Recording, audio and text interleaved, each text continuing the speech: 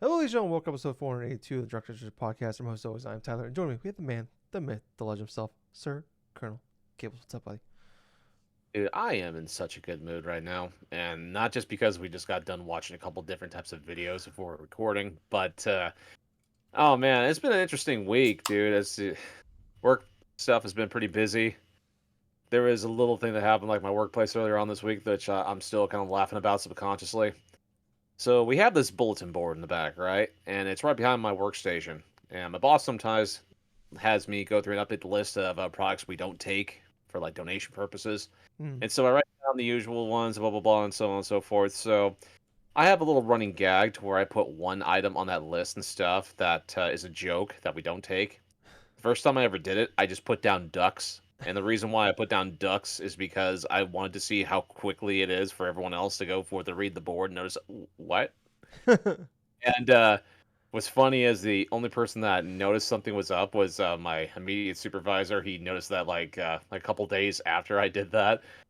But I stealthily, like the week before, updated it to where I wrote down like a particular thing down on there. And what's kind of hilarious, like around last Tuesday, my 70-some-year-old coworker is like on the phone with with someone that's asking questions about what we don't take. And I'm working on my station, right? And I'm just hearing this at my station. It's like, yeah, we don't take air mattresses. We don't take like headboards and footboards. Let's see. The headboards and footboards. Let's see here. No Johns. And all of a sudden, and all of a sudden, myself, my boss, and my other supervisor, we just started laughing. He's like, my boss is like, oh, that was a good one. It's like, what does it mean, no Johns? And what's hilarious is that the guy that she was talking to was like, what? No Johns. And it was like, I had to explain to my boss what exactly that meant. No Johns. no But complaint. No complaining in Smash Brothers. yeah, pretty much. I pretty much just said like no complaining, no excuses. But other than that, though, man, I've been still fairly into playing Elden Ring. I'll tell you this. Since last week, where Tyler showed me like a farming video that is actually kind of like in a late game world, How to milk I initially cows. did. Well, no, no, that's not until the extra DLC content. No, I'm just kidding. But no, I've been sticking to this farming place, right? I was trying to this week get at a respectable level and respectable build amount to where I could easily have a better time playing against some of the game's bosses. But yeah, other than that, though, today was just like a pretty fun day because it was the first day where we didn't have like our mass restraints any longer because the state of Washington and especially inside of my county. Yeah, this is like okay, we're dropping all restrictions. We're going to go towards. You can still wear masks when you need to. Blah blah blah. It's your choice. So everybody that was shopping in the store, everyone else that was like around any business I was going to today was actually like a chill atmosphere. It wasn't like the usual sort of like dull hustle and bustle. It was more like, oh, yeah, this is actually pretty fun. Yeah. That was a fun time personally. But Tyler, how have you been doing? Doing okay. Another week, another dollar. As they say. Um, but yeah, I'm doing okay. Nothing too exciting, crazy with me. Had a dinner with the family today, so that was nice, and Nice. went out and had some steaks, so that was good. Uh, Enjoyed that. Yeah, but it's kind of a just another normal week for Tyler. I haven't got a chance to play really any game. Well, not so much. I've had a chance this week to play games. Just I'm like in that weird in between phase where you just kind of like I'll dabble in some things here and there, pick them up, play it for a little bit, and then it's like I'm not really clicking with it right now.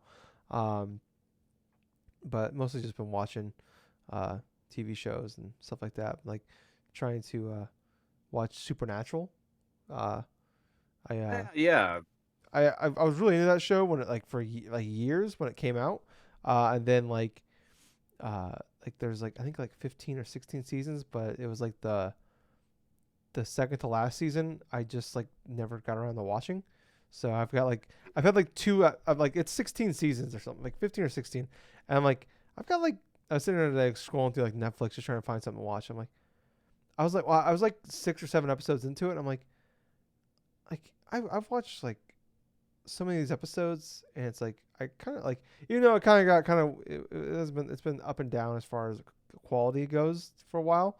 Um, I'm like, I might as well just fucking finish this. So I'm watching that now. So that's pretty much it with me. So and then So have you ever gotten to a place like in terms of watching a TV show where it's like there is so much to process, like within the, especially like with an hour-long program or something like that. I'm actually referring to myself like years ago when I decided to watch the series Twin Peaks for the first time, and mm, it was like it's like an hour per episode. Besides the first episode was like about an hour and a half. It's about the length of a damn movie. mm, But after like a couple episodes of watching it, I had to stop because my brain was fucking like trying to process all the mhm, shit that was going on. Like, have you mm. ever had that moment to where you've watched a couple of episodes and you're like, okay, yeah, my brain can't catch up with this, man. I gotta give it a break for tonight. Not like that. I mean, I think like the closest is like the Expanse. Like Hmm. a lot of people in like our talk ship group, a lot of people in general like rave about that show. Huh. And you know, I love like astronomy, so like anything that's like sci-fi related, I'm usually into. Or I'll give it like I'll give it more of a chance than I probably would of anything else. Like I like period pieces. I hate those movies and shows. Even like something like Game of Thrones isn't really even for me, but it was just so good. You know, there's always exceptions to the rules. Like I don't really care for like fantasy stuff, but like there's exceptions. Lord of the Ring movies and Game of Thrones stuff like that. But like I was talking to like a buddy like because it's like one of his all-time favorite shows, and he's been like hounding us forever to watch it. He's been like slowly converting more and more people over the years. And I watched like the first like 5 episodes, like when like the second season came out, and there was like I don't know what it was like. I was enjoying it, but I just never went back to it. So I finally I'm like, all right, I'll like the last season, like it was like the week the last season came out or something, and I'm like, all right, I'll sit down and watch it. And so I got like through like I think like 3 or 4 episodes in the season two, and I was like, he was like, I was kind of like almost giving like progress reports as we go, and I'm just like, I'm not. It's just every episode it just started off by introducing new characters and like more characters. Like there's just a lot of characters in the show, and it's introducing more and more characters. And I'm just like, I Hmm. don't I don't think I really like this show. Like I don't think it's It's like a bad. constant, what, like each episode is just like a new character and then add on a new character and that Well, type of deal or something. so like I think the characters are pretty interesting, but the pro like, and like there's like the main core characters they care about, like, but they would keep adding on more side characters like throughout, so you'd have more like so like the big part of the show would focus on the main like 4 or 5 or 6 characters, but they kept Right. adding on like more supporting casts that would intertwine with these with the main characters, and like that was like every episode. Like now like this cast is just getting bigger. It's like everybody's like, oh yeah, the first 2 seasons are like the roughest, but once again, I'm like, I'm not putting 15 20 hours into something to like That sounds complicated and daunting that it takes 2 seasons for it to truly try to expand itself. yeah, Pardon the pun, but part of it, still. yeah. I mean, I definitely can see like I was intrigued by it, but I was just like I'm not intrigued enough to keep going. Like it was a promising start. I actually like dig the main plot of the first season and where it was going, and I would like more of that. But I was just like, man, it's just getting the main focus, like where the main focus of the show was and where it went on to be, from what I saw at least. Like it just, I don't know. I'm not like I don't think it was a bad show. I'm like this is just it's just not a show for me, you know. Um, Yeah. so I mean that's the closest like I've ever gotten to like, all right, this is just too much for me to handle. And like The Wire, I guess, but like the people always talk about like Sopranos and The Wire as like some of the greatest television ever, but it's like one of those things I think for me is like trying to watch like Sopranos. I watched like the first season of Sopranos. I watched like I think like 2 seasons of The Wire. It's like I can recognize like I can understand why these were great shows when they came out, but I was like I'm trying to watch them like 2015 for shows that were in 1997. And it's like I think I just kind of missed the boat on these ones. So It depends. It really just depends upon the show itself, the quality of it, plus they are a product of their time. I mean, mm, hell, there are some shows where you'll completely miss the boat of because it's like you weren't there when its initial run date, you know. yeah, I mean, I've encountered some shows like that too in the past. I mean, God, trying to think of shows like that down the line. It's not coming to me right now. But for a good example of a show that is like from like a time long past and stuff, but I still enjoyed it very much to this day, is like I kid you not though, it's the whole Twin Peaks aspect of like the first season and a half and stuff like that, because it's based upon like a fictional town in Washington State, and it's actually next to where like that one of the most like renowned like waterfalls or something like that in Washington State. I forget the names of it, but anyway, it's just shows like that. Just interweaving plots like with David Lynch and everything else like that. That sort of led itself to try to tie itself together fairly nicely. And it didn't matter Hmm. whether or not that show was like in the early 90s in regards to its whole stunt. I mean, it did a fantastic job elaborating itself and making you intrigued with each episode, because there was always one piece of the puzzle that was unveiled, or one revelation that was unveiled, or a couple of mindfuck things happening, especially with episode 3 of that damn show. That is pretty much what kind of convinced me to try to go ahead and like invest itself, that I wanted to Yeah. invest more into it. But yeah, just kind of TV shows like that, it's always a good thing when you find the right ones. Yeah, I think like TV, like it's like the rule of three, basically. Like if it hasn't got you by the episode, by the third episode, you could probably just move on. But Agreed. yeah, so but anyways, this is not a TV podcast. This is the video game podcast. So if you made it through all that, thank you. And if you're while you're still here, please like, follow, subscribe, share, whatever you can do to help us wherever you're listening to us at or watching us. Um, please like, follow, share. In the show notes, there should be a link tree, and that will click on that link, and it will take you, and it'll show you ways to click and give us links to wherever we're available on, whether it's podcast services or Facebook or Twitch or our Twitter or whatever. We're on them. So please, do us a big favor, give us a big thumbs up. If you're watching on YouTube, please click the like button over there by Gables junk area. He will feel it and then he'll let me know, which is just really weird, but he always tells me whenever someone gives us a thumbs up. I'm like, and how did you know? And he tells me and he explains it in grave detail, and I don't like it. So if you want to punish me, click that like button, the thumbs up one, please. But yeah, anyways, thank you once again for checking us out. But if you watched last week on YouTube, I apologize. For some odd reason, OBS just quit recording the video portion like 30 minutes in. I didn't realize it till later. There was an update I did when I first booted up OBS, and I don't know if that was the issue or not. While we were bullshitting before we started recording, I recorded our conversation. I'm not posting that. That was just us bullshitting like we normally do. But just to make Right. sure it didn't do it again, it didn't. So hopefully that's the case. And if you're watching this, that means it didn't happen. So knock on wood, that didn't happen. I don't want to wake up my dog, so I knocked very quietly. It's like more like a tap. So yeah, once again, sorry about that. Hopefully that doesn't happen again. But anyways, Gables, this is the Drunk Dashers podcast where, I drink beer. I'm drinking some beer right now. I drink some of those hard Mountain Dews, Gables. Yeah. I drink the black cherry one. And black cherry is my favorite of like the White Claws and the Trulies. And that one tastes like garbage. The hard Mountain Dew one. It was terrible. It Ooh. tastes like a cough medicine. The watermelon one, not bad. The base Mountain Dew one tastes like Mountain Dew, but it has like a weird like cheap alcohol taste back like at the end there, like that like aftertaste. Like that's all I tasted was like cheap like alcohol. So Ugh. I drank all the Baja Blast ones, and all I have left now is the watermelon, which aren't bad.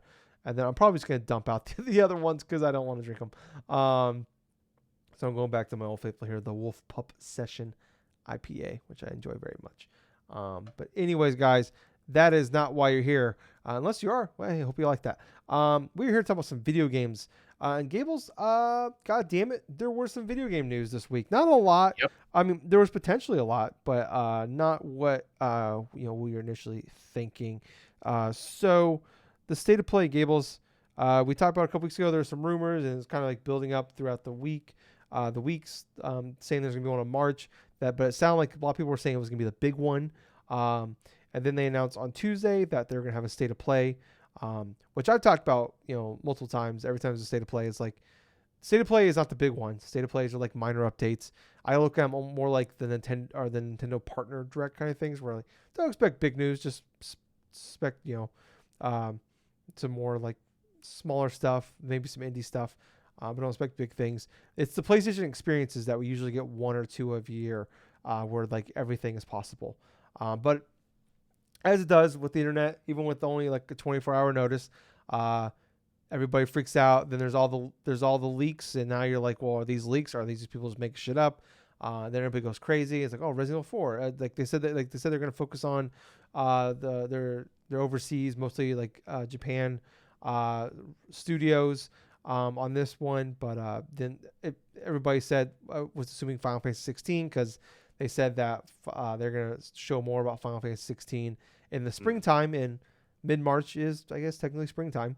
And daylight savings time is tonight, Gables. So woohoo, we lose an hour. But none of those things happened. So it was about a 20-minute event. We had a handful of new releases and our new announcements and some updates. So Dino Crisis, Exo Primal, was announced by Capcom. It is a dinosaur-themed multiplayer action game with class-based gameplay hitting next year. It looks more, So it looked like a live act, like a games for service Dino Crisis game. Like everybody was freaking out thinking it was Dino Crisis. Then it wasn't. It looks like Anthem, like you're like in Anthem suits, but you don't fly. I got like Lost Planet, but dinosaurs instead of aliens. Remember those games from like the 360 era? We got like 3 of them, like early really fast. 360. Yeah, that's what I got. Other people were saying like Earth Defense Force. So that was revealed. Maybe. If you want to like, I can go. You want me to just run through all the news, Gables, or you want to go one by one on this? Let's go and just run through it. Okay, cool. So we got an update on Ghostwire Tokyo, just more gameplay from that one. The game comes out on, I believe, March 25th. Although I'm reading fanbyte.com because that every time there's a big state of play or direct, I love it because they put everything in just one article. They don't do what everybody else does, and they put each one in each individual article. It's my fucking my pet peeve in these things. So thank you once again to Imran Khan for doing that. Strangers of Paradise. Is it Strangers of Paradise or is it? Yes, it's Strangers of Paradise. Okay, cool. Because this one says Stranger of Paradise, and I'm like, well, maybe it's That's not. That's the Final Fantasy Origins where you got Kill Chaos. That's coming out March 18th, but there's a new demo for that one. Just a new trailer for that, and like, it's a reminder that hey, it's still here. Next up, we got a new trailer for Forspoken. Their Square Enix game. That game was originally supposed to come out May 24th. Big bummer. It's now being delayed to October 11th. Obviously, delays happen. Not mad, just kind of bummed about it. Next up, Gundam Evolution as a like 6v6 multiplayer shooter. It's coming to PS4 and PS5. I'm assuming it's coming to other things as well. It's just a PvP game. It's a 6v6 PvP game, but Gundam. So if you're into that, that's coming. I don't know when though. I think a lot of people are saying it looks more like Overwatch, which I haven't played Overwatch in years, so I wouldn't know. Then they announced the Teenage Mutant Ninja Turtles collection. Has like a bunch of the arcade ones. It has a bunch of like the ones that came to NES. A couple of the Game Boy ones, and even has like the Nintendo, the TMNT, the fighting game that was on, I believe, on NES. It's called the Cowabunga collection. That's coming this year, and that's being published by Konami actually. So yeah. Next up here, is a kaiju battling game, like 4-player, like it looked like War of Monsters. I think a lot of people thought the same thing, but it's called Giga Bash. That's coming later this year. We got JoJo's Bizarre Adventure: All-Star Battle: R, coming to PS4 and PS5. It's a remaster from a 2013 PS3 game. So yeah, that's coming. A lot of people, I see people freaking out about that one. Trekayami or Yumi, I'm not sure how you say that. It's that samurai, black and white samurai game. Yes. It is a 2D side-scrolling sword fighting title, black and white, like I said. Yeah, I don't really know what it's a Devolver Digital game, so that should tell you something right there. Yeah. Returnal is getting a update 3.0, and this one's gonna add co-op for the first time. and basically an extension. It looks like it's like a survival mode tower thing you got to do. So that's coming, and I believe that's coming the 22nd of March. Next up here, the final two things where we had the Diofield Chronicles, which I thought the whole trailer I was like, oh, this is just they're bringing Triangle Strategy to the PlayStation. No, it's actually the whole completely different Final Fantasy Tactics game from Square Enix called Diofield Chronicles. All their games just look like Final Fantasy to me at this point. And then last but not least, I thought this was Final Fantasy 16 the whole time. It is not. It is Valkyrie Elysium, which is hitting PS4 and PS5 later this year. So yeah, that was like those last two were like the one more thing. Gables, we both watched this. What did you think? Yeah. All right. It took me a couple times after actually rewatching it to try to get a good overall feeling of how I feel about the state of play. To be perfectly honest with you, you hit the nail right on the head when it comes to like state of plays in general, to where it's like they usually are like nothing like really big, nothing like really major, maybe like middle of the road sort of things. It's kind of like how I felt with this one in particular. I felt like that it was a C grade all the way through, and that's give or take because there were a couple of things that I did like and a couple of things that I thought were kind of weird. Capcom revealing that that dinosaur free to play game, that one was kind of a surprise, obviously, because me and also alongside, I know there were some other people that thought it was like a Dino Crisis game, Yeah, it even had the but girl with the red hair and the gloves.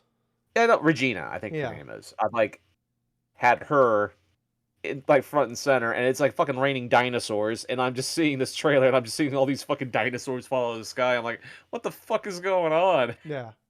That was the major impression of it, but I thought it was okay. The gameplay of itself looked all right. It's fairly early on in this game's development, it looks like, and hopefully we'll see more of it like in the coming months.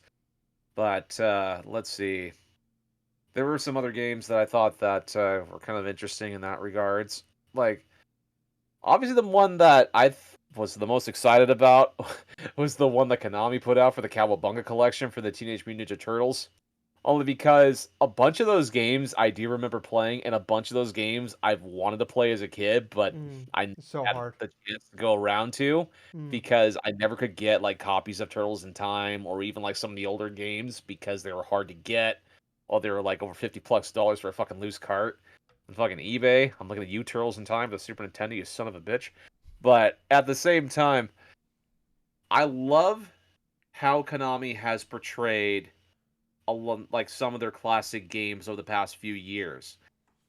A couple of years ago, Castlevania Anniversary Collection, the Contra one. Last year, it was the Castlevania Advance Collection. This year is the Cowabunga Collection with all of these Turtles games. What's interesting to note in that one, it has the original TMNT arcade game Mm-hmm. inside of that game. Yeah. That wasn't available. That's been not available for download in regards to a digital storefront or something since the Xbox 360. And when the licensing issues ceased with that, Konami took that one off. That the server for Xbox Live and I think Yeah. PS4, no PS3 back then. But you're getting multiple games like from the Game Boy, like the three Game Boy games and stuff like that. You're getting pretty much like the entirety of the NES Turtles games, including the obscure ones like say the Fighter ones, Tournament Fighter for the NES. Yeah. That one's completely different than the SNES and the Genesis ones. Different characters, different type of styles. But you have both versions of Turtles in Time, the arcade one and the Super Nintendo one, which I thought that was kind of hilarious because Konami had just released in the past like year and a half or something the arcade cabinet for both the arcade game and the Turtles in Time arcade port. And I'm pretty glad I didn't jump on that one because now I could only pay like what $40 for this whole collection Mm-hmm. of these games. And that's the thing though, a lot of these are classic games and a lot of these are fantastic. I mean, the arcade game Turtles in Time, Hyperstone Heist is pretty good. It's underrated, but it's definitely like the inferior portion of like in comparison to Turtles in Time. It's quintessentially like borrows roughly from each other. It's like it's quintessentially the same game, only kind of mixed different with different bosses and stuff. But I love the fact that there's like about 10, I think around 10 or 12 like Turtles games that are 13. inside this package. Okay, 13. Okay. I was one off. So it was 13 games. I remember playing plenty of them. I still would love to play plenty of them. But I was excited for that. The whole aspect of that whole JoJo's Bizarre Adventure, like that adventure, that All-Star Battle R and stuff, that was kind of interesting only because, it's like, it makes sense for that series to be like a fighting game. I mean, the last couple of entries and stuff were okay and stuff like that. They were kind of like brawlers, kind of this and that. But these were remasters from the PlayStation 3 versions. I think they were like in Japan only, but they are supposed to be fairly good, comparable fighting games.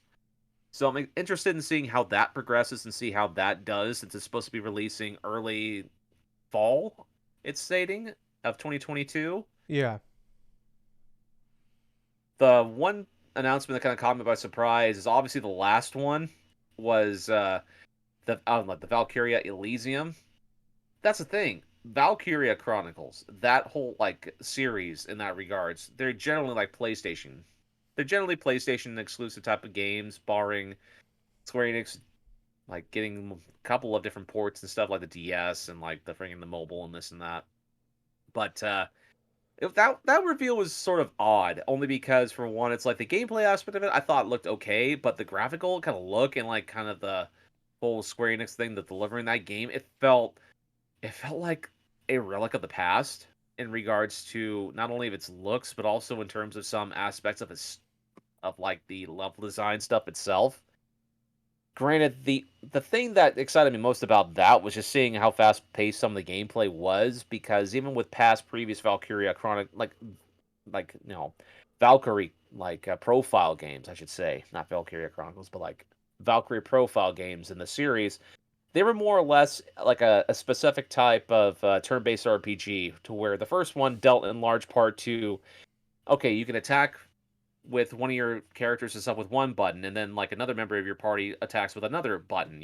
Like it totally made do with the face buttons and stuff to which character attacks and what attacks they'll use, and the whole core concept of that game. And I believe the second game that was on the PS2 was in large part to train like a bunch of people you come across and stuff, go through their story plots and stuff like that, and then them going to fight in the battle and stuff, like like the Valhalla, because it's like sort of like a Norse kind of like a Japanese interpretation of like a Norse mythology sort of thing, where they go and like these characters go be promoted to Valhalla and stuff after building up the characters stuff to fight in this great old holy war or some of that sort.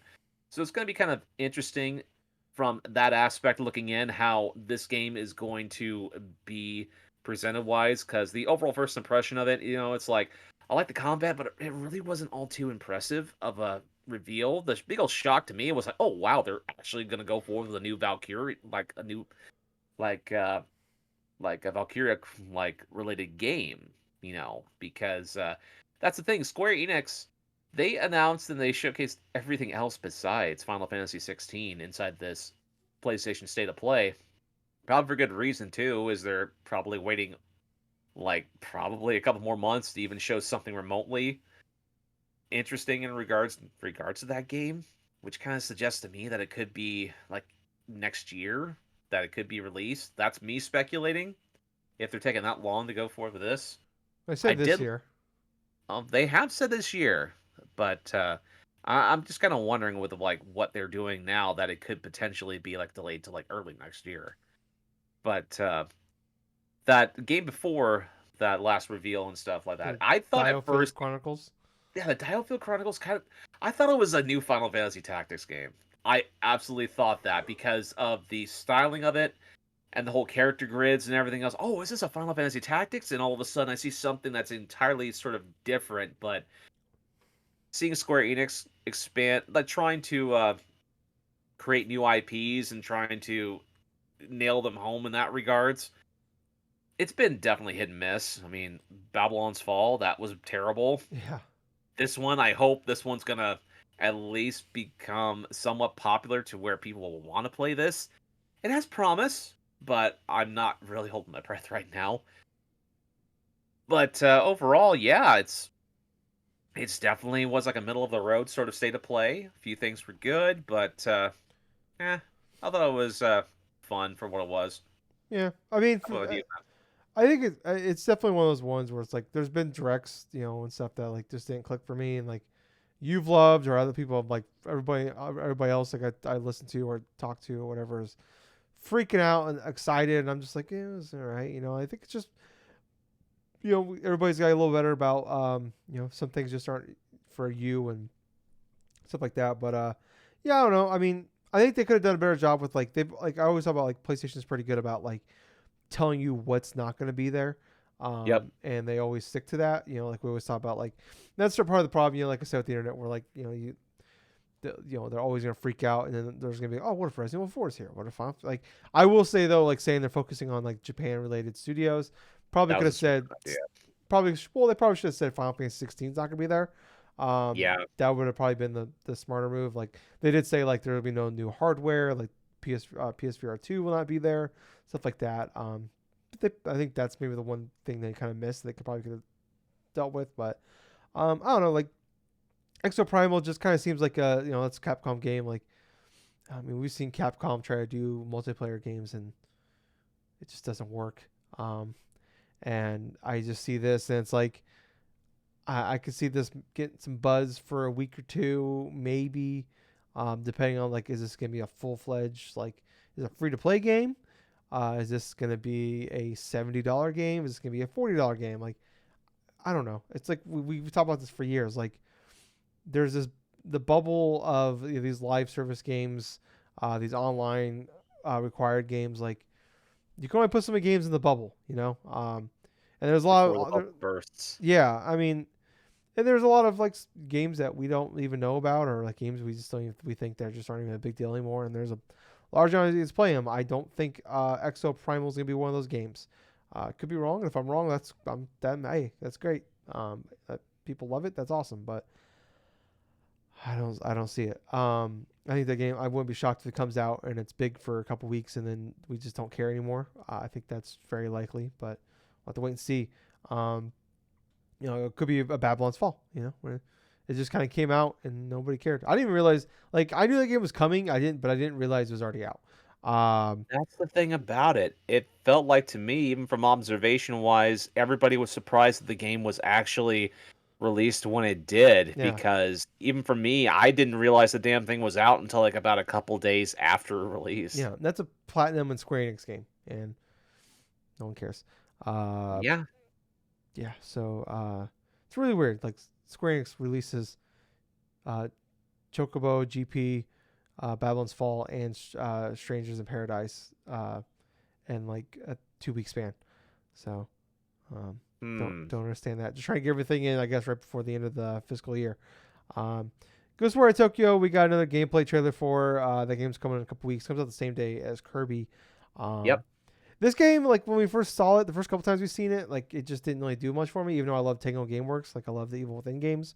I'm bummed that we're not getting as of right now we're not getting a third one. I hope we do.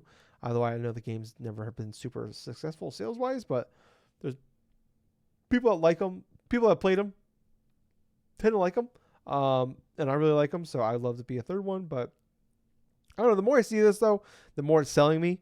I am definitely went from like not interested at all to like I'm interested, but it's like I'm definitely gonna wait for like I want to see. I can't wait for reviews.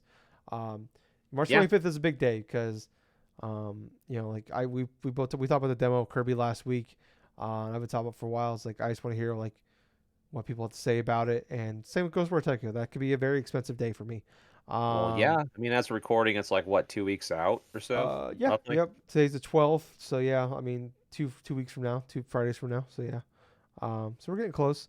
Um, Strangers of Paradise got a gameplay trailer for that one. Nothing's gonna top the time they randomly did Frank Sinatra. Um, Oh my God. Yeah. Yeah, that was the most bizarre choice of music I have seen in a video game in quite some time. But yeah, I've seen some bit of videos in regards to some of the co-op stuff that people have been getting a chance to try out, and there are some that are actually enjoying a lot of the co-op yeah. play for this game. It seems like it's not as bad as we thought. Like we looked at Babylon's Fall and Strangers of Paradise. and it was like to me like those that's the same game.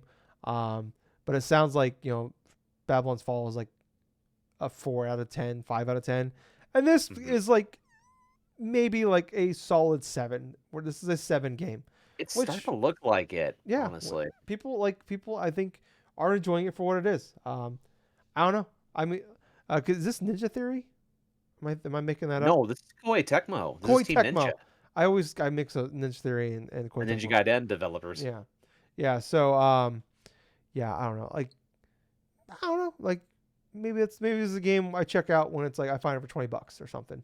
It's That's stuff, kind of like the same thing for me, unless like there's not many people to play with. It's supposed to be like a but it's like action game. it's because it's not a live service game though, is it? You could just do No, co-op. no, no, Yeah. no, no, no. Okay. It's you could still do co-op inside of it. It's supposed to be like Souls-esque, but I don't think it's really in regards to that. Maybe like if you're by yourself, but it's supposed to be incredibly fun if you have a whole bunch of people with you in a party. Okay. Well, Gables, maybe this is like maybe this could be an extra life game for us. Well, that's potentially that could be the case unless the game completely sucks. Yeah, but I mean, if it comes out and it's like positive and we can find it for cheap, it's like if you buy October, November ish, Well, yeah, I'd be maybe totally down if I could yeah. find it for the cheap or something if it's a good game. Yeah. Yeah. If it comes out and does, we'll wait and see. I don't think reviews are fully out yet. Um, Next up, Uh, Square Enix is Forspoken, which it was a Game Informer cover game for this month. And they announced like a couple days before this that they were delaying it from May 24th to October 11th. Um, but Gables like this is another one like Ghostwire Tokyo. The first time I saw, it, I'm like I wasn't like out, but I was like, okay, this is interesting. Like, when it was a Project Athia, I thought the game looked gorgeous. But the more yeah. I see of this game, Gables, of the games that are dated, I want to just preface that with dates.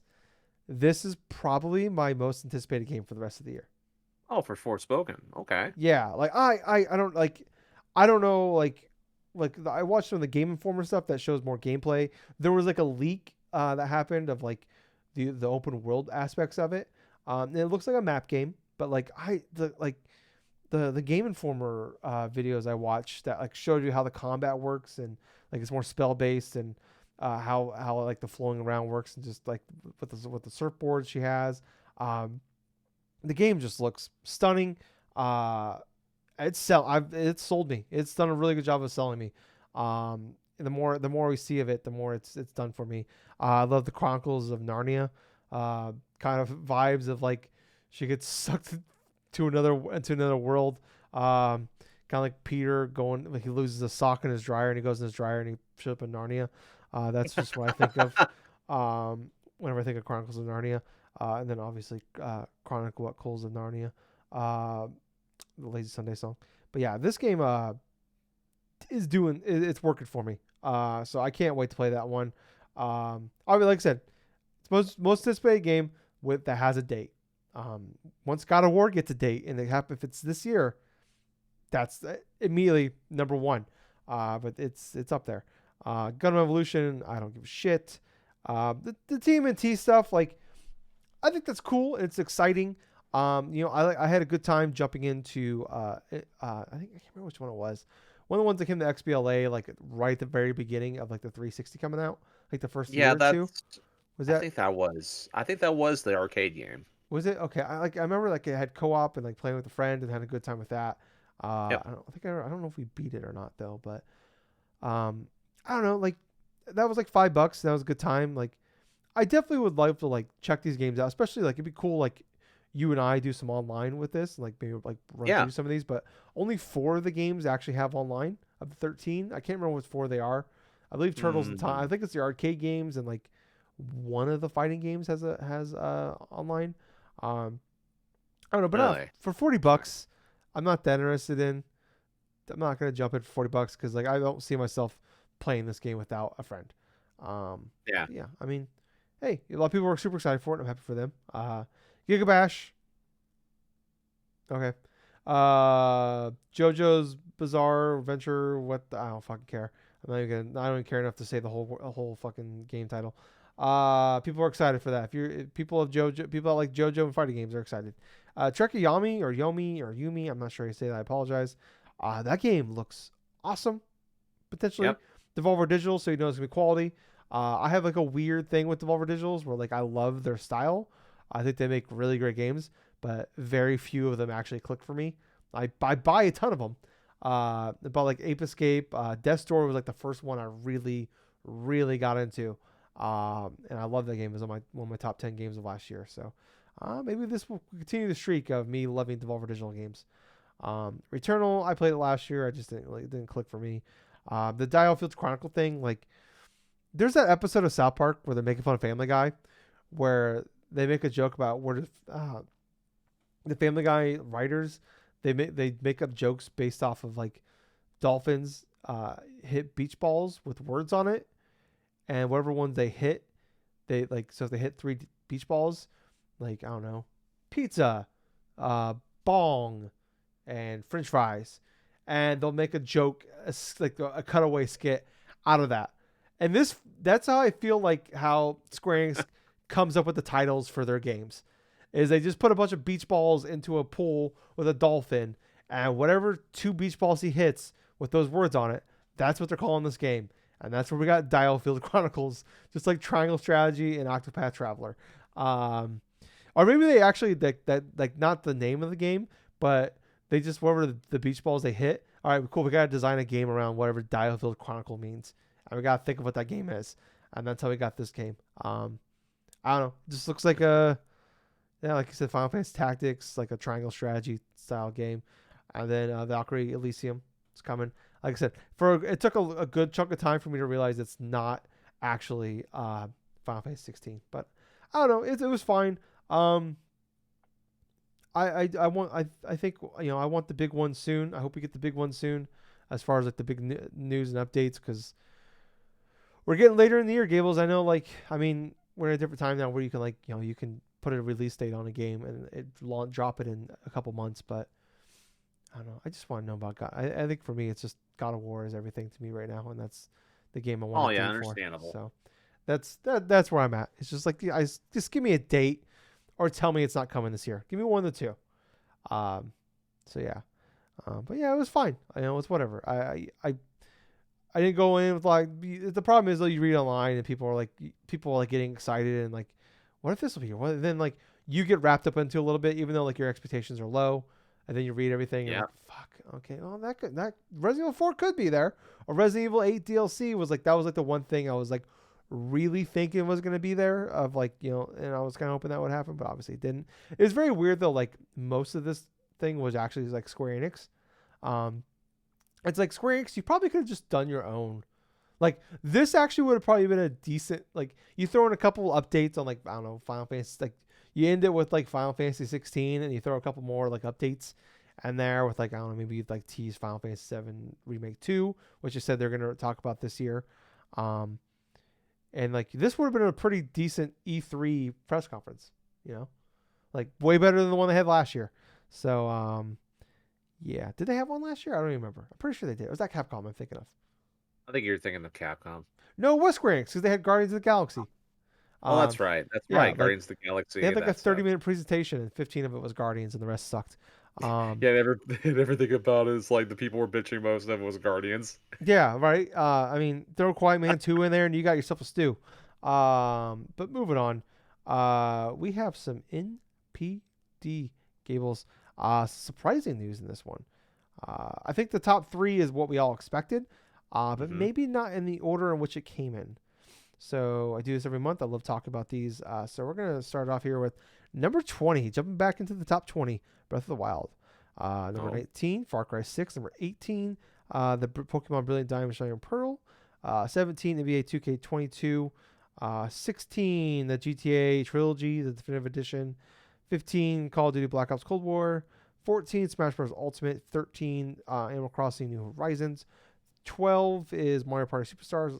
11 is Spider-Man Miles Morales. 10, Minecraft. 9, FIFA 22. 8, Mario Kart. 7, Madden NFL 22.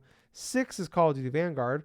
And then 4 of the top 5 are all brand new games. One of them, the other one, is essentially like it came out the last week of January, so it's really like a brand new game. Number 5, Total War Warhammer 3. Number 4, That's a Game Pass game actually too. I didn't realize that came to Game Pass. I believe on PC. Number 4, a big surprise to me here, Dying Light 2. So good for them, and that's not even including digital. That's only physical. No, not really. Number 3. This one shocked me because I thought for sure this was gonna be number 1. Pokemon Yeah. Legends Arceus. Wow. And then number 2, Horizon Forbidden West. And number 1, with only 2 days on the chart, Gables, 2 days. 2 days. Elden Ring. Wow. And we talked about Wow. previously, Elden Ring is like the best selling game doesn't doesn't have FIFA or Call of Duty in the title. It's the best launch for a game ever besides those franchises since Red Dead Redemption 2, which was fall of 2018. So yeah, it's been a while since we've had a big huge game that wasn't part of like an already big IP do really really well. So Well, yeah, yes, with the amount of accolades that it received even before being released and stuff, plus the playtesting stuff or the beta and stuff that people did, plus everything else that went into it. I mean, I can fully understand why that the game sold as well as it did within the first like 2 days on that it was out, but the last few days of the month of February, I mean, holy crap. yeah. Selling the expanse, just selling the entire, even more so than say like Horizon, more so than say Pokemon Legends But Arceus to and be stuff fair, like that. those are only on one platform, whereas sorry, I got hiccups now. Whereas Elden Ring is and everything. Well, yeah, true. I mean, Xbox and also on PC. But let's see. Elden Ring, I'm really not too surprised about, but even though it was like 2 days, but the thing I was more so surprised is seeing the Grand Theft Auto trilogy going up inside this list only because of the myriad of issues Well, that it it's jumped had from since 57th to launch. 16th, and it came out in Switch in February. Yeah. So I got the Switch bump. Yeah, I mean that's fairly surprising, even with like the bunch of the whole graphical problems. I mean, Well, Switch you have owners are idiots, so they'll buy anything. the Switch effect is a powerful thing. I will admit that. Wow, But we're just gonna gloss over my insult to Switch owners to 100+ million people. I'm fine with it. I'll let it sit there. That's fine. But go on. I mean, for God's sakes, I mean, I'm not saying that the thing was like exactly like say terrible in regards to like the amount that I it sold on Switch. But what I'm saying is like I am heavily surprised that since its launch, like the Grand Theft Auto trilogy, the remasters and stuff have sold that well, despite there being major problems in terms of the graphical stuff, in terms of the performance issues, especially upon the release window from like Steam, PlayStation, Xbox, and stuff. And the Well, I Switch are supposed to be the worst one. yeah, probably will be. But I think the positives are is they pretty much fixed most of those issues before the Switch version Right, came out. So right. But looking at the other parts of the list, I mean, Minecraft being on there as high as it's it always did, I on mean, there. it's always on there, but at the Yeah. same point, There's within the like top always like 10, 5 or 6 games you can always count on being on there. It's usually like 2 Call of Duties, the newest Madden, the newest FIFA, the newest NBA. and a Mario Kart Mario somewhere. Kart is always going to be in there. Um, But Breath of the Miles Wild 2 getting Morales. back into the top 20, Yeah. that's kind of funny. Yeah. So I guess really like you think of Smash Brothers, like you look at the list, like really 8 to 10 of the games are like you can always guess 8 to 10 of the games every month.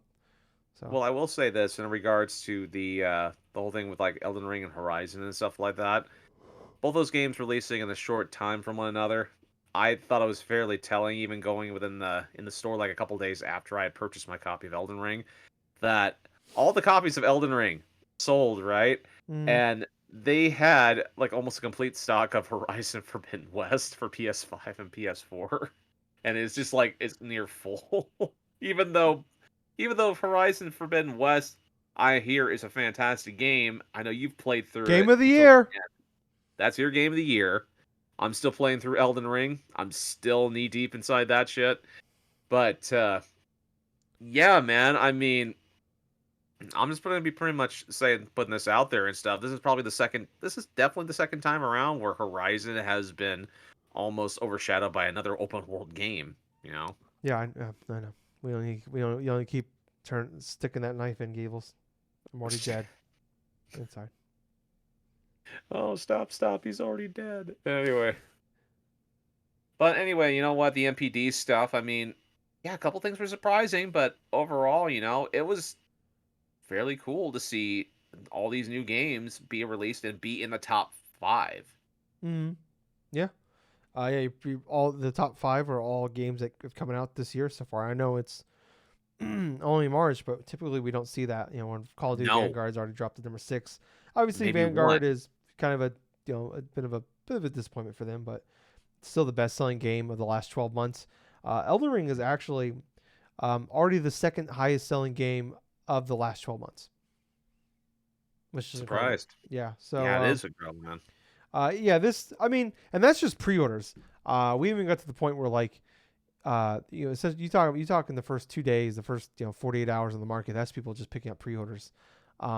That's not including like all the sales it's going to get from word of mouth, because pretty much everybody that plays it likes it, or nobody really has a bad thing. That even people that don't click with it don't have really a bad thing to say about it. I don't. It's not my jam. I'm happy for people that are happy. Nah. But I want Horizon's better. That's all I'm gonna say. That's all I'm gonna say. Goes, I'm gonna ride that fucking horse. Um, this is gonna be my Breath of the Wild.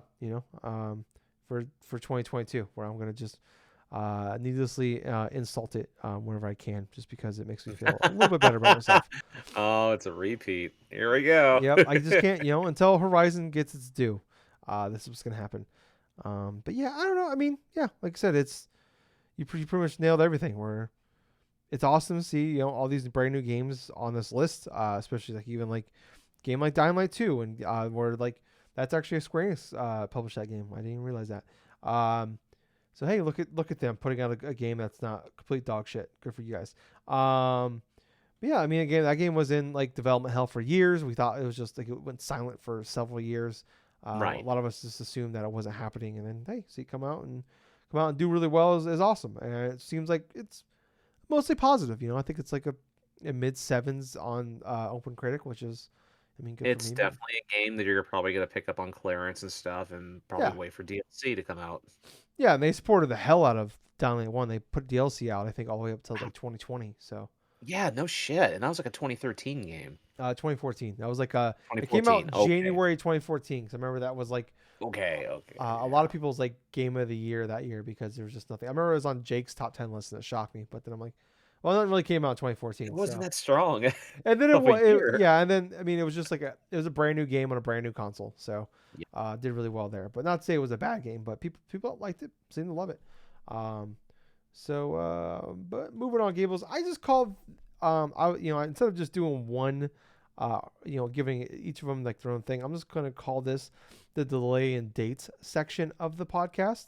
Okay. So give me a second here. I'm doing a time card. It's hard to do both at the same time, Gables. You guys don't know what I go through. Okay. You don't know what Gables goes through, having to deal with me for 9 years. But moving on, anyways, I got it going here. I've already talked about it. Forspoken, delayed to October 11th. Dead Space was never actually given a 2022 release date, but it was No.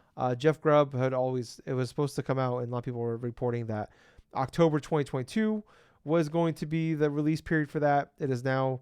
He said on Grub Snacks, his like kind of like industry where he talks leaks and details and stuff, rumors, stuff like that. Um, he said it was coming out in 2020, early 2023 now instead. And then the Dead Space Twitter account did corroborate those and say that it's now playing for an early 2023 release. I'm betting Okay. that's like a February, March game. That's And fine then, by me. yeah, and then Gotham Knights finally got a release date. They just dropped that on Twitter, October 25th.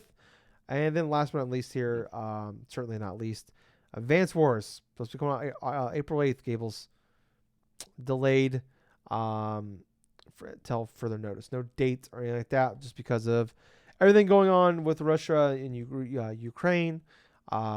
Understandable. It's a war game where you are going to other countries and taking them over. One of the I didn't realize this, but one of like the early levels in Advanced Wars 1, the like it was a level about their like fake Russia going invading another country. So maybe not the smartest game to be putting out right now. Advance Wars has just a rough time of putting out games. Like the first Advance Wars came out in the United States on September 10th, 2001. I think we all remember what happened the very next day. Oh, Uh, yeah. and like it wasn't out in other countries, and they ended up delaying it for a little while. Um, and, well, we've seen like this has happened. Like I think it was like MotorStorm Apocalypse. It was a PS3 racing game where like you're Yes. driving through like crazy like storms, and one of the levels was like there's a tsunami and it was like hitting Japan, and like the week before it's supposed to come out, a tsunami hit Japan. Yep. So they delayed it, I believe, like 3 months. So I imagine this game's still going to come out this year. But I'm assuming it's going to be like, um, I wouldn't be shocked if it's like sometime this summer. Maybe we get an update at around June for a date. But I don't know, Gables, what's your thoughts on all these? A lot of games are getting pushed. A lot of games are getting dates. What's your thoughts? Okay, Forspoken and also for Dead Space, I understand exactly. Yeah, They both needed to be delayed in that regards. making More games is work hard. on them. Yeah, making games is hard. We don't really go into detail too much about that because we personally have never really created games. So we've seen the process of what people go through in order to create the games that they want to create, and it, Mm-hmm. it is intensely a lot of hard work, a lot of programming skills, a lot of this and that. So Unless you're a True Fall honest, Studios game.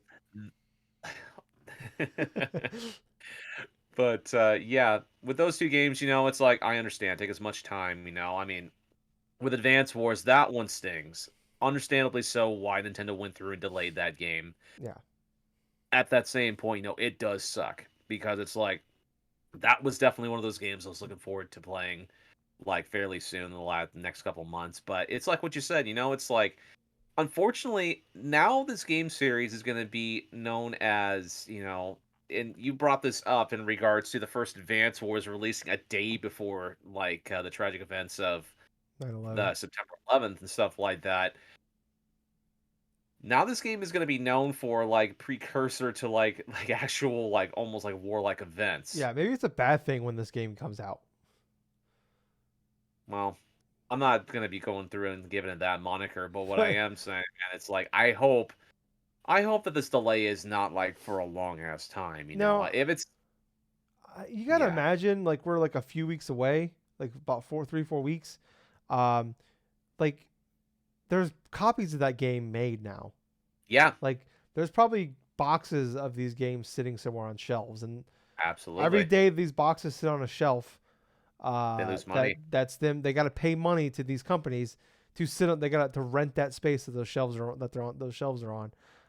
So I can't imagine. And this isn't like a big, huge AAA game for them either. So No, I imagine this is gonna um, come out.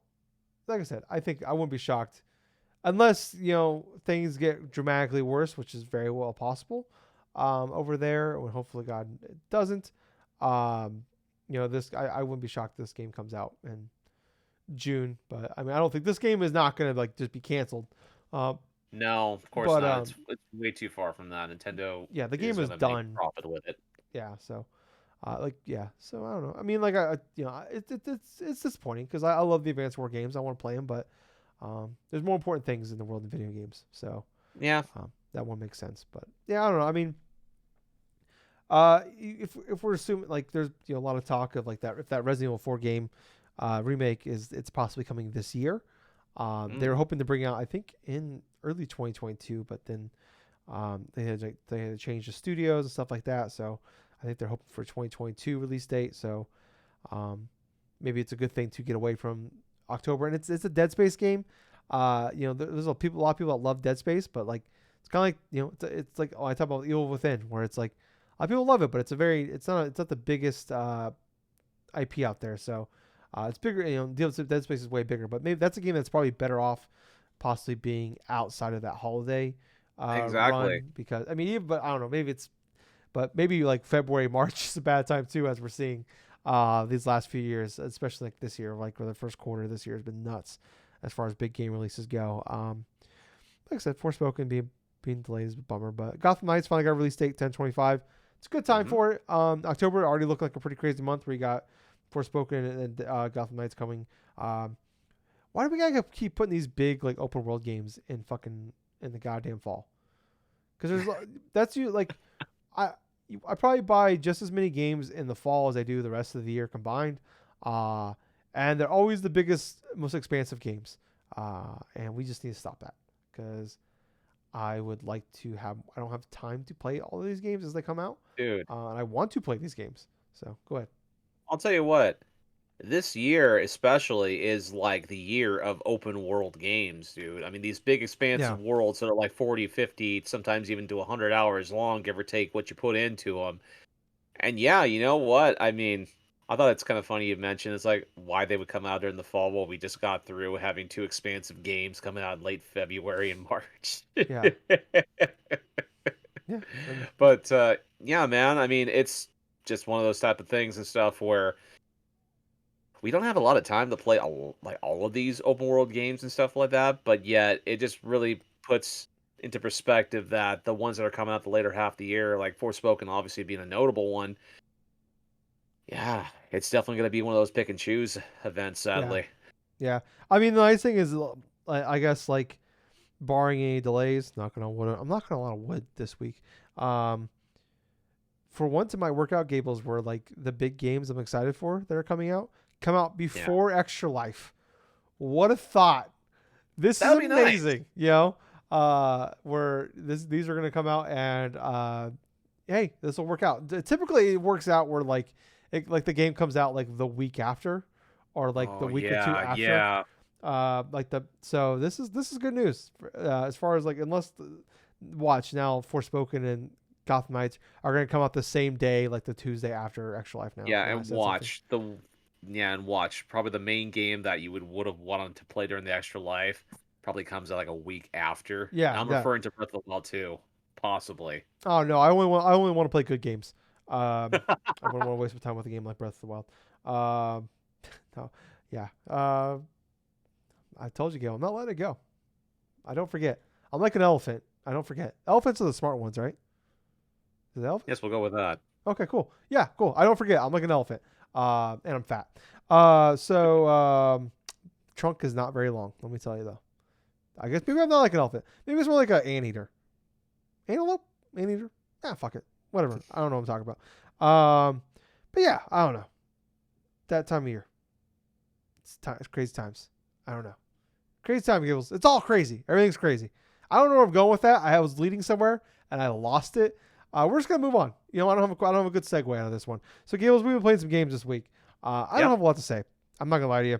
I mentioned it. Been playing some CyberPunk. I talked about it. I picked it up. I found it for like $5 at GameStop used. What's funny now is I looked There at you the go. price. I bought it like the day or two after they announced the 1.5 update was coming out. And you go and look at the price now on GameStop for a used copy. It's now like $20, where before it was 10. But I got a coupon and discount shit like that, so I got it for $3.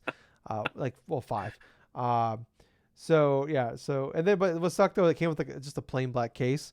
So I found like a cool like collector's edition. Like Best Buy with like a lot of like you can buy like the collector edition boxes if you buy the game digitally, so like people want to put them on their shelves. But you can still put the disc in there. They have like the slot for the disc. Yeah. So I found Best Buy was selling the collector edition cases for them for $10. And there's like 4 different types. But what sucks though is they send you a random one. You don't get to just pick. Oh. And there was one with Johnny Silverhands, Keanu Reeves on it. And I was hoping I got that one. I did not get that one. I got the guy that you kill in the very first mission with like Fucking yeah. with the Yeah, I fucking understand. big eye. So I got that guy. Spoiler: it's an hour and a half into Cyberpunk. I'm playing that. The first time I played it, I've talked about. I played like 6 hours of it. I did like the first big mission, where like you go into the hotel, and I did all that. I did like a little Yep. bit after that, and that's when the game like crashed on me, and then I lost like 2 hours of gameplay. And I said, "Fuck this." Oh. So that was a couple years ago now. At that point, so now I'm right back. I'm on that mission again. I haven't beat that mission, but I'm at like right where shit's about to go down on that mission. And then like you get introduced to Johnny Silverhands for the first time. So I'm at that point. I think I'm like, I'm probably like I've only put like 4 hours into it. I'm in this like weird spot right now with like when gaming where it's like there's stuff coming. I've just beat a couple games, so like it's just get out of a relationship. You're still a little tender, You don't really want to fully jump back in, but you want to experience shit. But there's something big coming on the horizon. You see it. You got a couple other dates coming up, so you don't want to commit to this thing. So you're looking, and you're like, I'm gonna dabble a little bit, but I'm not gonna jump full board in because I want to keep my options open, just in case that hot pink guy over there or that guy with like the weird black eye where his eyes supposed to be is gone. Just in case those guys want to fuck, and I'm gonna go. I might want to fuck those guys. I don't know if I want to fuck with Johnny Silverhands. So although he is, it's Keanu Reeves, which whatever. Hey, call me. So yeah, I'm just kind of dabbling. I'm not going full bore into it. I don't know. It's like we were just talking about you were talking about like open world craziness. Like where it's like Yeah. I just put like 43 hours into Horizon, like a 2 week span. The thing that sucks like nowadays, like for me, obviously like first world problems, boohoo, where I want to like get deep dive into games. Like I gotta play them on the weekends. So after like Horizon took up 3 straight weekends, basically me just not really doing anything else but play Horizon for 3 straight weekends. Um, and then like a few weeks before that, getting really into Pokemon Legends and put like 25 hours of that, and that took up Yeah. like back-to-back weekends for me. It's like I'm maybe a little burned out on these big expansive games. Like I was going through I'm like going through Game Pass trying to just like see what clicks with me, and that's how I ended up just watching Supernatural instead. So like I said, I'm dabbling into it, keeping my options open, Gables. But let me tell you, if uh, Pink Boy wants to fuck, hey, I'll do mouthful mode. I'll adapt. I'll swallow him. Take it all. Anyways, wow, this is getting weird. I'm gonna stop talking. Gables, what have you been playing, buddy? All right, like I was stating before, I have been playing some more Elden Ring. I'm now around 36 hours into this game, even though on PlayStation, even on the PlayStation profile things, it's saying something stupid like around 17 or 18 hours. It's not synced up. Yeah, It's I not look synced up. Gables. I'm not gonna lie. I stalk your PlayStation profile. You do the same to me. It's all cool. We all do it. We all stalk each other online. It's a thing we do. No one's above it. We all do it. So quit fucking talking about it. Yeah. So what? I follow Gables in my car every now and again when he's walking home. Does he walk home? I don't know. Maybe it's not him. Maybe it's like, why is Gables in Des Moines? Wait, he's not. I don't know. Whatever. Fuck off, cops. Go ahead, Gables.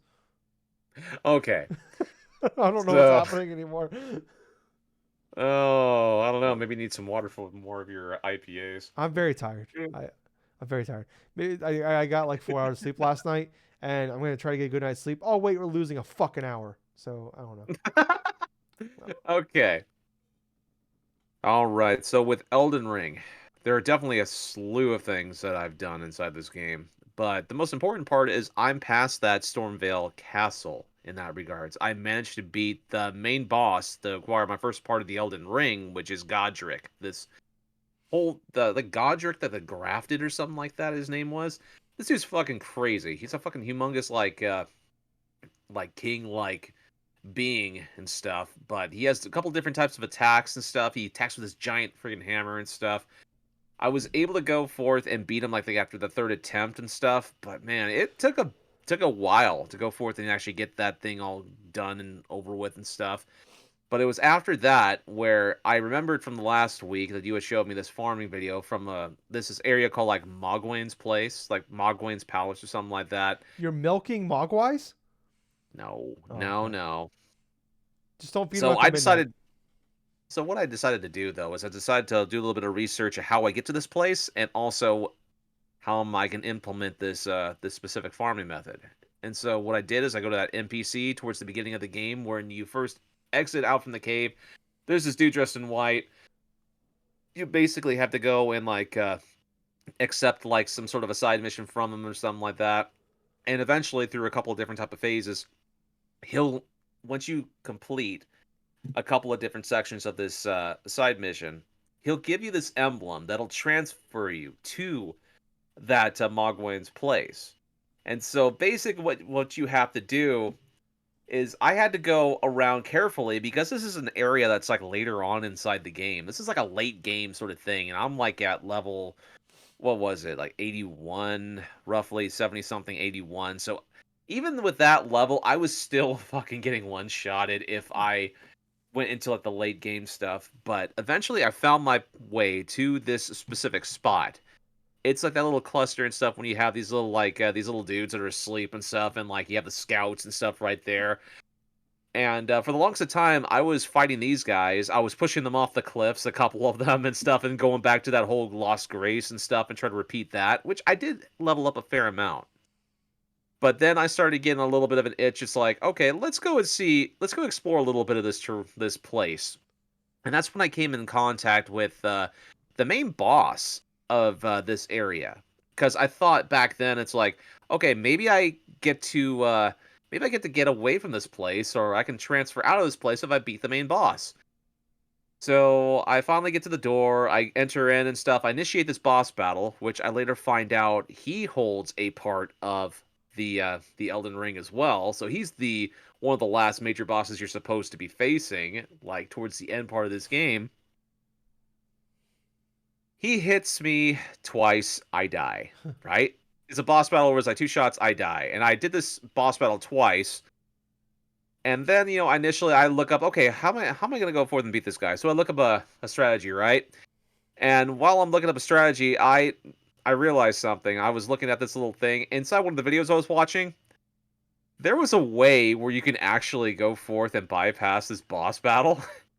And by bypass, I mean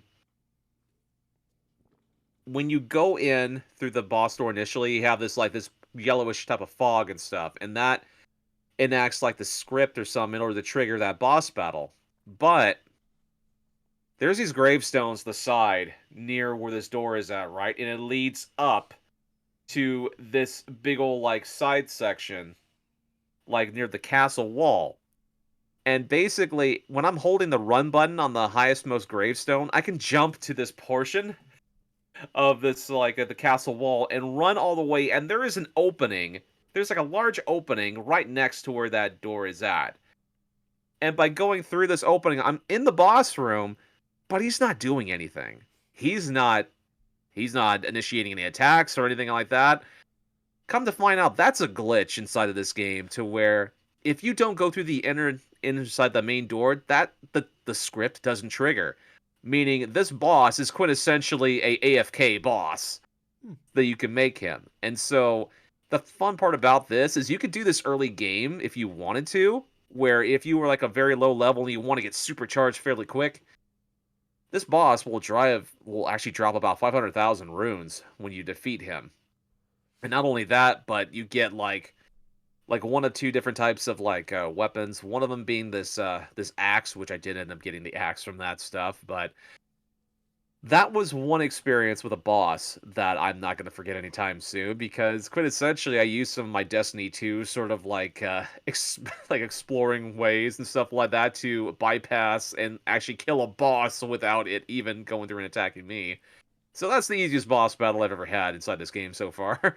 But no, it also led me to realizing, okay, I how do I get out of this place, And I look up another YouTube video, and apparently you have to click the R3 onside the right trigger while in the map mode, and it'll actually switch between the different types of maps. It's never stated, but I'm in Mogwin's place with the whole farming place, and once I click the right stick, I can actually transfer back to where I need to be, as a fast point between Lost Graces and stuff.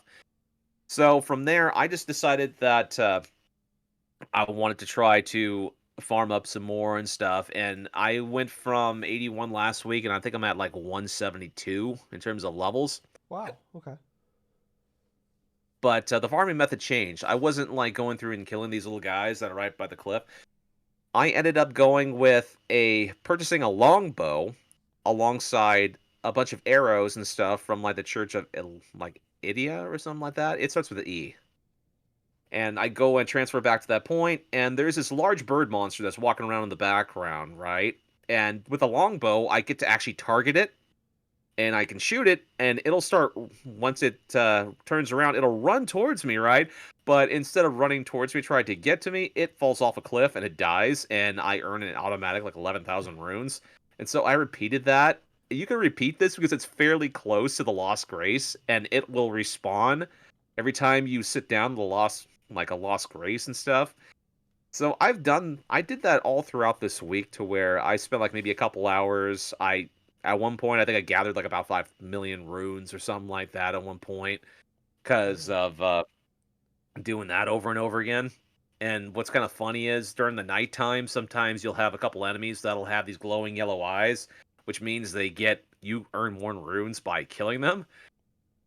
So there were randomness where I had one of the little guys like they actually had yellow eyes and stuff, and I earned an automatic 10,000 on top of the 11,000 I earned. Oh, So nice. that was that was just one of those issues. But after the grinding, I decided today, like early morning, to go back into the overworld and stuff because I wanted to check out a couple of different things. One is I wanted to try to power up my scimitars, my dual wielding scimitars, and by doing that, I had to collect like basically earn a couple different things to enable me to purchase smithing stones from this particular vendor inside this round table sort of hub area that I'm in. In order to do that, I had to go a couple different places and stuff to get these specific type of bells that you present as an offering, and that'll allow that option to happen. And so today, I decided I actually earned the one that'll unlock smithing stones like 4 and 5, and it's like going through this cave, like it's somewhere deep inside this this area where it's like a whole foreboding shit. You know, it's like has red skies. There's like these big old dog monsters that are walking around everywhere and stuff. And these gigantic looking crows that are like the size of freaking lions and stuff that can delve down at you and do this other shit. But yeah, man. What was hilarious is while I'm trying to look for this cave where I'm supposed to be going, I come across this sign, and this sign tells me it's like, yeah, you want to visit this hut up ahead, and it's from the game makers and stuff like that. And Oh, I'm like, okay. okay. Okay, so I'm traveling along. I see this big old dog monster, right? It's like it has chains around its neck. Like, oh, I'm gonna ignore you. I'm gonna go ahead and go to this shack. So there's this mage inside this shack, and I'm talking with him, and all of a sudden I see something out of the corner of my eyes. Like, what the fuck is going on? Like, I thought like something's like attacking the hut. I was like, oh my god, is that the dog that I ignored that's attacking this damn hut? And the most hilarious part, the damn thing glitched inside of the damn house and it killed the guy I was Good. talking to that was gonna give me a side mission. I'm like, what the at Good. that You had point it I'm coming. like, I'm laughing my ass off, dude. Because I've never had it to where an NPC literally dies in front of me because the fucking game decided to glitch at that one moment. It's like, well, I guess that mission wasn't important. And of course I killed the damn dog because of course. You monster. You're a piece of shit, Gables. You're a piece of shit. Well, when you have demon dogs ahead, of course, it's Let like, him live. Let him live. You die. But there were a couple of different things that I did want to do on top of getting the smithing stones. Another one was trying to earn better armor for my NPC because my whole entire character has only worn like maybe one or two pieces of armor throughout my entire time, and I want to try to get some of the best armor things possible. So I'm in this current timeline to where there's this one particular character that's a sit around where like the round table is at, right? And you can earn his armor by completing a different types of like this long ass side quest where you have to earn something from a boss called Deathroot. And the boss you get to fight, it's basically this kind of skeleton sort of dude that like summons other monsters, these skeleton monsters, but he's like inside of a miniature boat and stuff, like on middle of this swamp. And he's very like kind of weird and kind of menacing and stuff like Is that. it But Leon Kennedy from Resident Evil 4? oh no, Okay. oh no, it kind of reminds me of like somebody like kind of like the Grim Reaper, like just paddling down like the river Styx or something like that shit. It has that sort of like gothic sort of look to it, and because of how over leveled I was, I basically invested like 80 points in the dexterity. The highest, the cap is like 99. Hmm. So highest, I like my character build right now. It's like I want to say 40 in vigor. I have like 22 in endurance. I have like 60 in strength and 80 in dexterity. I haven't invested much inside of anything else, unfortunately. I may do that in faith fairly soon because there are a couple different weapons I want to try out. But I took out this monster. I took out this freaking boss and stuff like that, and I'm like, okay, well, It took me a couple different tries, and I mostly did it like through horseback because this damn thing tried to literally jumps his boat and tries to jump on top of me and do damage. You know, it's like how the fuck do you get this boat so high in the air? But yeah, literally inside this pond, inside this swamp and stuff, he can lift this damn his boat that he's riding on. The boat jumps in the air and it'll actually do like a fucking pound attack. But that wasn't the only boss I beat during this morning. Another one was a random ruin I came across in the same area where I was trying to get the smithing stone stuff. You have this particular type of ruins, right? And how you can how you know there's some sort of secret is there's like a set of stairs. It has like a torch or something like right in the set of stairs, right? Where you can go down and you can go to like a specific like area. Sometimes it'll have a chest, sometimes it'll actually have a hidden boss room where something's hidden fairly like well. Well, this was a boss room, right? And the moment I walked to this boss room, I have these two giant like warriors, right? And they both have pumpkin heads, right? And basically these are like pumpkin head soldiers.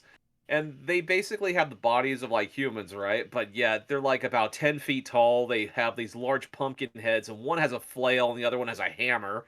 And so I do my summon, and I've decided to, before I start the battle, have one of my summons and stuff that just basically has these undead soldiers and stuff attack one, distract one while I deal with the other one. So how my scimitars are structured while I'm doing damage and stuff, it's building up this bleed bar for the opponent. Because I attach these ashes of war onto my scimitars to where it's a bloody splash thing, where if I slice them enough times, the bleed meter will build up to a certain extent and it'll actually start doing more damage because the meter will be completely full and the HP whittles down quicker as a result. But because if you're playing against a boss and that happens for the first time, it starts becoming longer until that bleed thing starts building again. So it took me a little bit of a while to get this boss battle down, but I managed to beat both of them. And my reward for this was like earning this crazy ass like a shield. I'm not really using shields at all, so it's pretty much not going to be of much use for me in this playthrough. But the last boss battle that I did before going further with what I wanted to do, you know that dragon that they showcase like in the You beginning portion? didn't. You fucking didn't.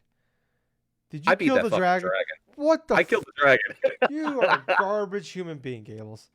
You killed dogs, and now you're killing dragons.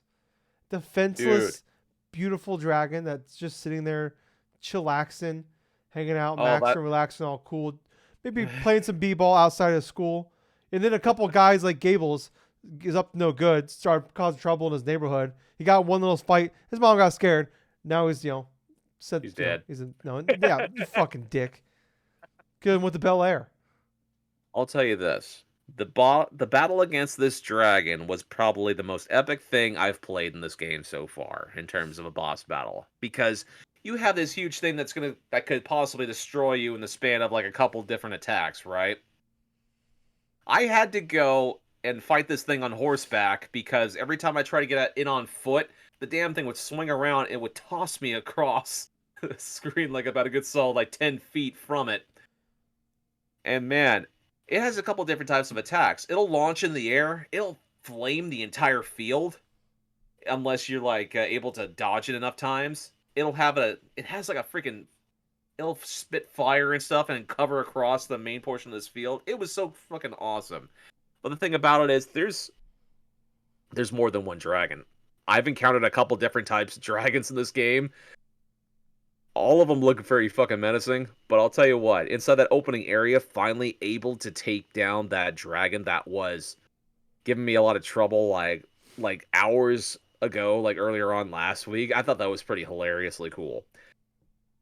But yeah, at this moment in time, my current update with Elden Ring is 36 hours in. I've gotten the bell thing like buy a whole bunch of smithing items and stuff. I got a dedicated farm place now to where I can actually have this character's weapons and attacks. You know, weapons like be leveled up and stuff. I have a good leveling spot now, and on top of that, I am dead in the middle of earning pretty much a pretty awesome armor from what I'm been reading into. So that side quest is probably going to be done fairly soon. Other than that, though, I mean, this game has, like was talking with Tyler before, this thing has a Skyrim type of quality to it, to where this is the type of game where you'll play and you'll replay in a different way, like almost every time, because this is the type of a choose your own adventure style of game, to where it doesn't give you a blueprint of what you're supposed to do and like where you're supposed to go or what you can do. I mean, there are obviously places where you can go, and that sometimes the game will advise, oh hey, maybe you can do this or maybe you can do that to some extent, but you're left on your own to explore this open world and do exactly the things that you want to do. There's so many different types of bosses that you can go and meet across just randomly. I mean, hell, God, just starting off, getting the couple of bosses out of the way, then beating that Black Knight like last week and stuff through poison damage, and then beating that fucking Gold Knight in the beginning of that area too, and getting his halberd spear and all this other shit. And then on top of that, like defeating some sort of gondola like river styx like fucking monster and earning like death root and stuff as a reward, which plays in large part to that armor side quest, by the way. But fucking dragons, pumpkin knights, and stuff like that. These enemies are fucking frequent, and they're always a big surprise, like in terms of what they'll do and how they'll actually go forth and like react to certain things. But I'll tell you what, man. I mean, it's actually making me want to play this game more because there is so much shit you can go forth and do and try to collect and try to craft and this stuff. And I haven't even delved into the surface of this game, and I'm already almost 40 hours in.